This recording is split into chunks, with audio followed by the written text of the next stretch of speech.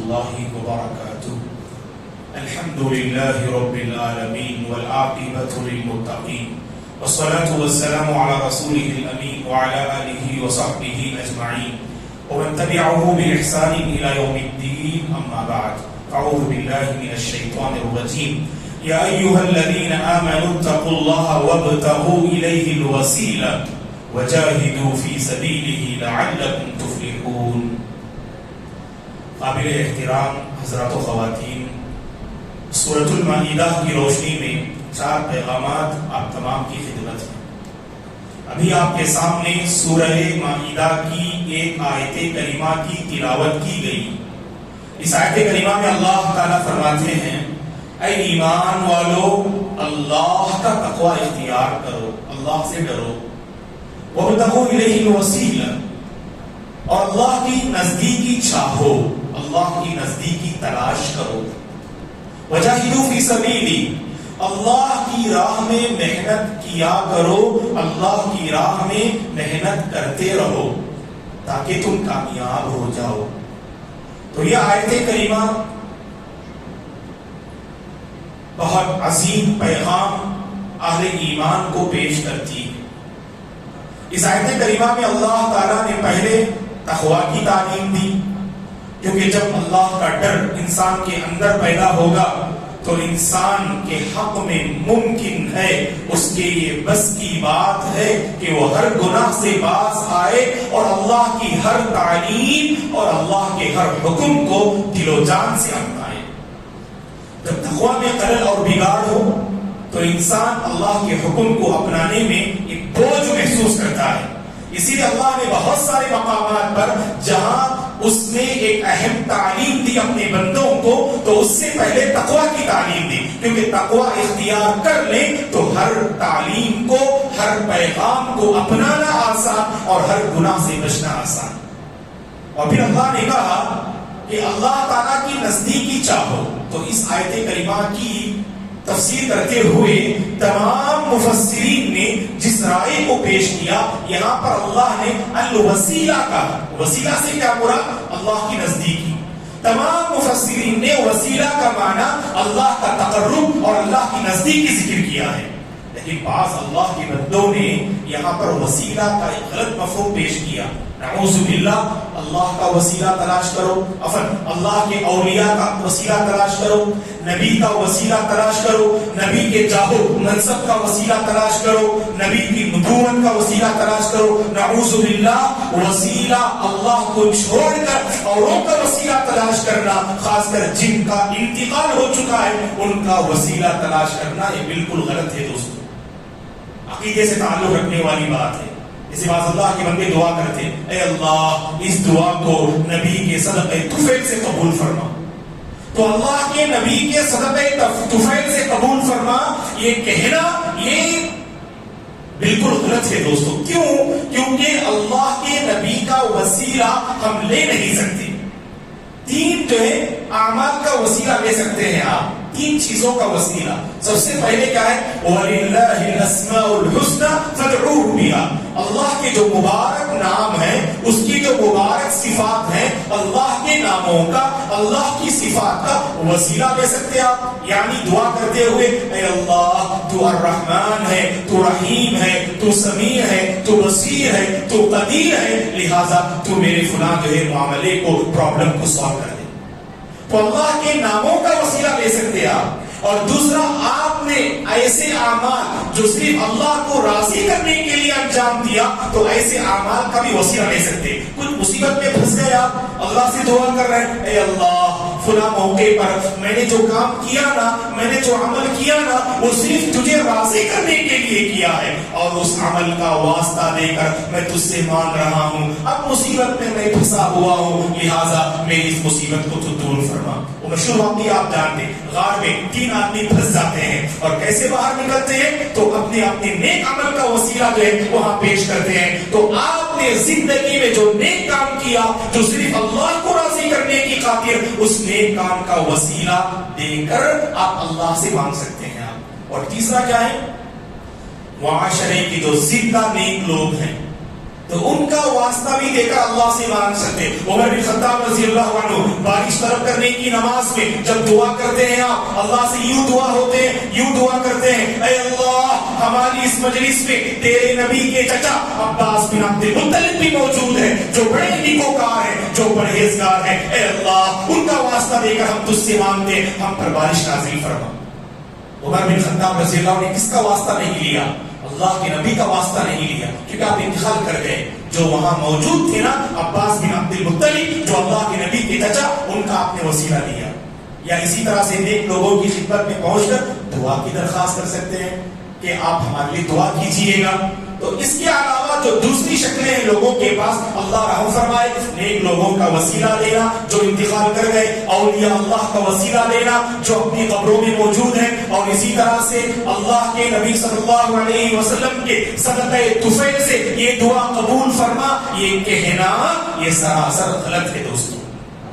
کیوں؟ کیونکہ اللہ نے اس آیت میں جس وسیلے کا ذکر کیا ہے تمام مفسرین کا اتفاق ہے کہ وَابْتَغُوا إِلَيْهِ الْوَسِيلَةَ کا مطلب اللہ کی نزدیکی چاہو, اللہ کی نزدیکی تلاش کرو. میرے اور آپ کی زندگی کا مقصد جانتے دوستوں کیا ہونا چاہیے؟ ہم اپنے رب کو راضی کریں, اپنے رب کا تقرب حاصل کریں. اللہ کے بعض بندے دنیا میں لوگوں کو خوش کرنا چاہتے, بس لوگوں کو خوش کرنے کے لیے ساری حدیں پار کر لیتے اور اللہ کو راضی کرنے کے لیے خواہشات کو چھوڑتے نہیں. کتنی کمزوری ہے نا ہماری. کیوں؟ کیونکہ میں نے لوگوں کو خوش کر دیا نا تو لوگوں کے ساتھ میرے کچھ مفادات جڑے ہوئے ہوتے ہیں, لوگوں کے ساتھ میرے کچھ دنیاوی فائدے ہوتے ہیں. وہ دنیاوی فائدے حاصل کرنے کے لیے میں لوگوں کو خوش کر دیتا ہوں, اللہ کو ناراض کر کے. اعوذ باللہ. ہمارا ایسا عمل نہیں ہونا چاہیے دوستوں. ہمیشہ اللہ کو راضی کیجیے, رب کو راضی کیجیے, تو بہت جلد لوگ آپ سے ناراض بھی ہو جائے نا, اللہ تعالیٰ لوگوں کو آپ سے راضی کر دیں گے. اگر آپ نے اللہ کو ناراض کر دیا, لوگوں کو بظاہر آپ نے خوش کر دیا, یاد رکھیں جو لوگ آپ سے خوش ہوئے ہیں نا یہ خوشی ہمیشہ کے لیے باقی نہیں رہے گی. بہت جلد لوگوں کو اللہ تبارک و تعالیٰ آپ سے ناراض کر دیں گے. ترمذی, ابن ماجہ اور صحیح الترغیب کی وہ روایت جو بڑی عظیم جو ہے حدیث ہے, اس حدیث پر غور کیجئے گا اور کوشش کیجئے گا کہ اس حدیث میں ہم مصداق بن جائیں, اس حدیث پر ہم عمل کرنے والے بن جائیں. وہ کون سی حدیث؟ اللہ کے نبی نے فرمایا صلی اللہ علیہ وسلم نے, من التمس رضا اللہ بسخط الناس رضی اللہ عنہ وارضى عنہ الناس ومن التمس رضا الناس بسخط اللہ سخط اللہ علیہ واسخط علیہ الناس. اگر کوئی بندہ اللہ کو راضی کرنا چاہتا ہے اور لوگ ناراض ہو گئے, آپ دین پہ عمل کرنا چاہ رہے ہیں, سنت پہ عمل کرنا چاہ رہے ہیں, آپ کے قریبی کوئی رشتہ دار ناراض ہو گیا آپ سے, ڈریے مت, اپنی اس سنت پر باقی رہیے, اپنی اس دین پر باقی رہیے. آپ جو لوگ ناراض ہوئے نا آپ سے, اللہ کے نبی نے خوشخبری سنائی, اللہ اس بندے سے راضی ہوا, اور جو لوگ آپ سے ناراض ہوئے ہیں بہت جلد لوگوں کو اللہ تعالیٰ آپ سے راضی کر دیں گے انشاءاللہ. لوگوں کے دلوں کو آپ کے حق میں کھول دیں گے. ابھی لوگ آپ کو نہیں سمجھ رہے ہیں, ایک زمانہ آئے گا لوگ آپ کو سمجھیں گے, آپ کی قدر کریں گے, آپ کی عزت کریں گے اور آپ کو دل سے چاہیں گے انشاءاللہ. اور وہیں پر اللہ کے نبی نے فرمایا جو بندہ اللہ کو ناراض کر کے لوگوں کو خوش کر دے, یاد رکھنا اللہ بھی ناراض اور بہت جلد لوگ بھی آپ سے ناراض ہو جائیں گے. اسی لیے دوستو میرے اور آپ کی زندگی کا یہی مقصد اور یہی مشن ہونا چاہیے کہ ہم اپنے رب کو ہمیشہ راضی کرنے والے بن جائیں, ہم اپنے رب کو راضی کرنے والے بن جائیں, تو واللہ زندگی میں برکت آئے گی, اعمال میں برکتیں نصیب ہوں گی اور ہمارے سارے پرابلمز اور سارے مشکلات دور ہوں گے. اور اگر اللہ کو راضی کرنے والے اگر ہم بن جائیں نا, آج مخلص لوگوں کی جو کمی ہے انشاءاللہ ہماری سوسائٹی میں مخلص لوگوں کی تعداد میں اضافہ ہوگا. اور جو ریاکار ہیں, جو لوگوں کو دکھانے کے لیے کام کرتے ہیں, جو لوگوں کو خوش کرنے کے لیے کام کرتے ہیں, اللہ تعالیٰ یہ جو ہے صفت ہے اس کو مٹائیں گے, اور ایسی صفت جو عظیم صفت ہے اللہ کو راضی کرنے کی, اس صفت کے انشاءاللہ اپنانے والے ہم بن جائیں گے باذن اللہ. ایک اور آیت کریمہ سورہ مائدہ کی اللہ تبارک و تعالیٰ فرماتے ہیں اس میں سماعون للکذب اکالون للسحت. اس سے پہلے مختلف مواقع پر قرآن مجید میں یہودیوں کی جو بری صفات ذمیمہ کو جو اللہ نے ذکر کیا ہے، مختلف صفات کو ہم نے ذکر کیا سورہ بقرہ، سورہ آل عمران اور سورہ نساء کی روشنی میں. تو سورہ مائدہ میں بھی اللہ تعالیٰ نے اہل کتاب کی بعض بری صفات کو ذکر کیا ہے. ان میں سے ایک بری صفت کیا تھی جانتے ہیں؟ سماعون للکذب. یہودی جھوٹ اور جھوٹی باتیں سننے کے زیادہ عادی تھے. وہ سچ بات کو پسند نہیں کرتے تھے. جہاں جھوٹی بات ہوتی نا اس کو پسند کرتے تھے. ان کے کان کہاں کھڑے ہوتے؟ جہاں جھوٹی باتیں ہوں. جہاں سچی بات ہو انہیں کڑوی لگتی، اور جہاں جھوٹی بات ہو تو ان کا دل ان جھوٹی باتوں کو سن کر مزے لیتا. اسی کو اللہ نے قرآن میں کہا سماعون للکذب، کہ یہ یہودی جھوٹی بات سننے کے زیادہ عادی ہو چکے ہیں. دوستو، ہمیں بھی اپنے فرینڈ سرکل کا جائزہ لینا چاہیے. ہمارے بھی دوست کبھی ایسے ہوتا ہے جس دوست سے جھوٹ بولتے ہیں، اور ہم ایسوں سے بہت قریب رہتے ہیں اور ایسوں کو ہم چاہتے ہیں. اگر آپ کے دوست چھوٹے ہونا، آپ سچے کیسے ہو سکتے ہیں؟ ہے کہ نہیں؟ کہ اگر آپ نے سچوں کے ساتھ دوستی کی، آپ بھی سچے، آپ کی زبان میں بھی سچائی آئے گی، آپ کا ماحول بھی سچا ہونے گا. اگر آپ نے جھوٹے لوگوں کی صحبت اختیار کی نا تو اس کا اثر آپ کی شخصیت، آپ کی سوچ اور آپ کے قول و فعل اور آپ کے کردار پہ اس کا اثر پڑے گا. تو اسی لیے ہمیشہ اپنے سرکل کو آپ جو ہے سچا بنانے کی کوشش کی تھی. جھوٹ بول رہا ہے آپ کا دوست، سمجھائیے گا اسے، بھائی جھوٹ مت بولیے. میں جانتا ہوں آپ جھوٹ بول رہے ہیں. اللہ تعالیٰ جھوٹ بولنے والوں کو پسند نہیں کرتے. جھوٹ بولنے والوں پر اللہ کی لعنت ہوتی ہے. جھوٹ بولنے والے کبھی کامیاب نہیں ہوتے. جھوٹ بولنا کبیرہ گناہ ہے، اور جھوٹ بولنا منافقین کی پہچان ہے. اور جھوٹی بات سنانا یہ اہل کتاب کی جو ہے یہ پہچان رہی ہے. تو آپ سمجھائیے گا، کیا پتا آپ کے سمجھانے سے اس کی زبان میں اللہ تعالیٰ سچائی جو ہے پیدا فرما دے انشاءاللہ. تو ہم اپنے دوستوں میں رہتے ہوئے کوئی جھوٹی بات کہہ رہا ہے، ہم سن کر بھی مزے لیتے ہیں. جانتے ہیں کہ آپ جو ہے سبحان اللہ وہ غلط بات کہہ رہا ہے، جھوٹی بات کہہ رہا ہے. تو کبھی بھی آپ اپنے کانوں کو جھوٹی باتوں کے حوالے مت کیجیے دوستو، ورنہ اللہ تعالیٰ اس کان سے سچائی کی توفیق چھین لیتے ہیں. ہے کہ نہیں؟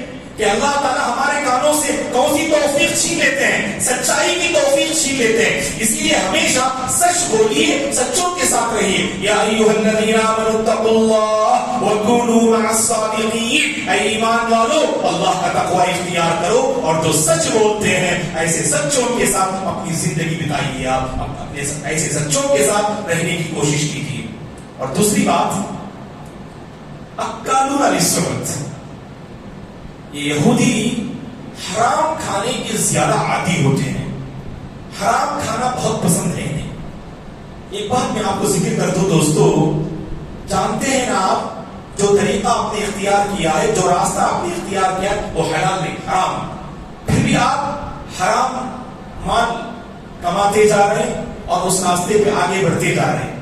جانتے ہیں آپ ایک طرف حرام کمائی کو اختیار کرنے والا، حرام مال کو اپنانے والا اللہ کی ناراضگی کو مول لیتا ہے اور اپنی دنیا کے ساتھ آخرت بھی تباہ و برباد کر لیتا ہے، اور یہ گناہ کبیرہ ہے. اور اس میں ایک اہم نکتہ یہ ہے، اہل علم نے بیان کیا کہ اگر ایک انسان حرام کھانے کا عادی ہو جاتا ہے تو اس کا اثر اس کی سوچ پہ پڑتا ہے.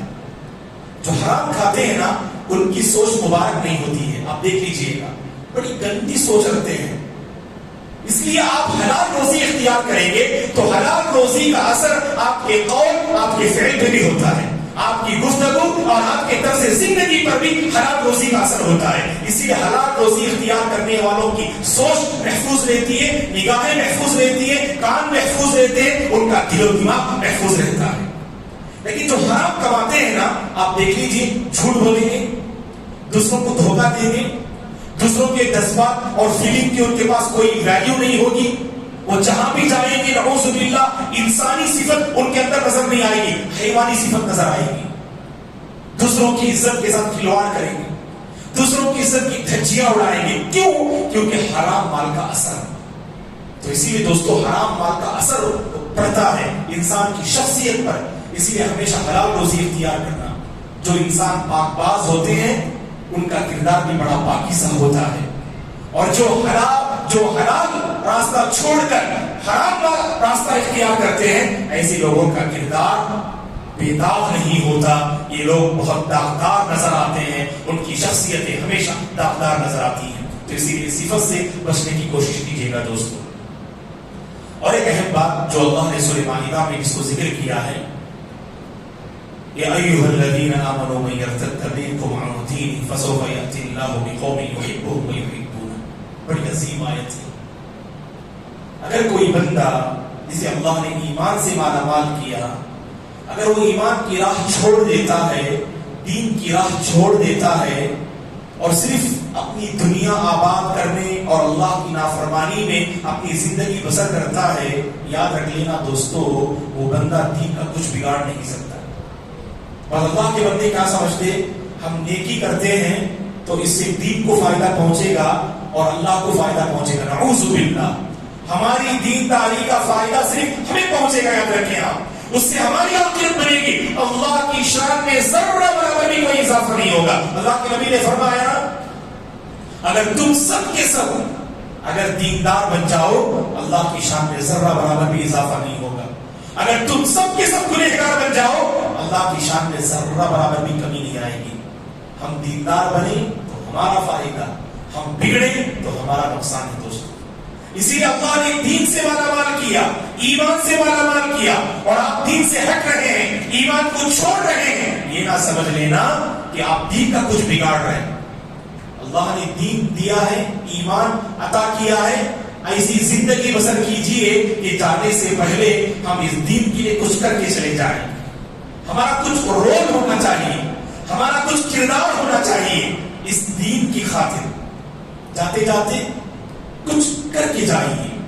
اللہ نے آپ کو دولت دی تو دولت کے ذریعے کچھ اس دین کا سپورٹ کیجیے. آپ اس دین کو آگے بڑھانے میں اپنا ہاتھ بٹائیے، اپنا رول جو ہے آپ پیش کیجیے. اللہ نے آپ کو صلاحیت دی ہے، عقل دی ہے، تو عقل کے ذریعے اچھے مشورے دیجیے اور معاشرے میں بہتری لانے کے لیے کچھ مفید مشوروں سے آپ نوازیے گا. اللہ نے آپ کو طاقت دی ہے، طاقت کا صحیح استعمال کیجیے، ظالم کا ہاتھ روکیے اور مظلوم کی مدد کیجیے. تو اللہ نے آپ کو علم سے نوازا ہے تو علم کی خوشبو سے معاشرے کو معطر کیجیے، ضلالت و گمراہی کا خاتمہ کیجیے، بدعت کا قلعہ کیجیے اور سنت کو زندہ کیجیے. تو اللہ تعالیٰ نے آپ کو جیسی صلاحیت دی ہے تو اس کے ذریعے سے آپ لوگوں کے کام آئیے. دوستو ایسا نہیں ہونا چاہیے کہ ہم ایسی زندگی بسر کر رہے ہیں نعوذ باللہ. تو یاد رکھیں اللہ کا ایک اصول ہے، اللہ کی ایک سنت ہے. جب کوئی قوم دین کی قدردان نہیں ہوتی ہے، دین اور ایمان کی قدر نہیں کرتی ہے اور اپنے دین سے پرے جاتی ہے تو اللہ تعالیٰ اس قوم کو مٹا دیتے ہیں. اللہ تعالیٰ اس قوم کو مٹا دیتے ہیں اور ایک ایسی قوم کو لے آئیں گے جو قوم اللہ کو چاہنے والی ہوگی، جو قوم اس کے رسول کو چاہنے والی ہوگی، جو قوم اس کے دین کو چاہنے والی ہوگی، جس قوم سے اللہ تعالیٰ محبت کرنے والے ہوں گے. تو اللہ تعالیٰ کی طرف سے وارننگ ہے اس میں، بھائی تتولوا یستبدل قوما غیرکم ثم لا یکونوا امثالکم. اگر تم روگردانی کرو گے نا، اگر دین پر قائم نہ رہو گے، دین اللہ کی بہت بڑی نعمت، بہت بڑا تحفہ اور عظیم انعام ہے یہ. اگر تم اس سے روگردانی کرتے رہو گے، اعراض کرتے رہو گے اور اسے زندگی میں اپنانا نہیں چاہو گے، اللہ تمہیں مٹا دے گا. ایک ایسی قوم کو لے آئے گا جو تمہاری طرح نافرمان نہیں رہے گی، جو تمہاری طرح بد اخلاق نہیں ہوگی، جو تمہاری طرح بے دین نہیں ہوگی، بلکہ وہ قوم تو با اخلاق ہوگی، وہ قوم تو دیندار ہوگی، وہ قوم تو ایمان پر قائم رہے گی. تو میرے حال دوستو اللہ تعالیٰ نے مجھے اور آپ کو یہ دین اور یہ اسلام اللہ نے عطا کیا ہے. کوشش کیجئے گا، اللہ نے جتنی ہمیں طاقت دی ہے، صلاحیت دی ہے اور جتنی زندگی اللہ ہمیں عطا کر رہے ہیں، اس زندگی کو، ان صلاحیتوں کو اور اس طاقت اور قوت کو ہم دین کے لیے استعمال کرتے ہیں. ہمارا کچھ ایسا کردار اور ایسا رول ہونا چاہیے کہ جاتے جاتے اور جانے سے پہلے ہم اس دین کے لیے کچھ کر کے جائیں. اللہ سے ہماری دعا ہے اللہ تبارک و تعالی صحیح معنی میں اس کا تقوی اختیار کرنے کی ہمیں توفیق عطا فرمائے. اللہ کو راضی کرنا یہ میرے اور آپ کی زندگی کا مقصد بن جائے تو اس مقصد پر اللہ تبارک و تعالیٰ مجھے اور آپ کو مرتے دم تک باقی رکھے. اللہ کو راضی کرنے والے ہم بن جائیں, اللہ کی نزدیکی کو ہم پانے والے بن جائیں, اللہ سے سچی محبت کرنے والے ہم بن جائیں, اور اللہ نے دین کی شکل میں جو عظیم انعام ہمیں عطا کیا ہے اس دین کی ہم قدر کرنے والے بن جائیں, اور جاتے جاتے اور جانے سے پہلے اس دین کے لیے کچھ کر کے جانے والے بندوں میں اللہ ہم سب کو شامل فرمائے. آمین. اقول قولی ھذا واستغفر اللہ لی ولکم ولسائر المسلمین من کل ذنب فاستغفروه انه هو الغفور الرحیم. سبحانک اللہم وبحمدک اشہد ان لا الہ الا انت استغفرک واتوب الیک. السلام علیکم ورحمۃ اللہ وبرکاتہ.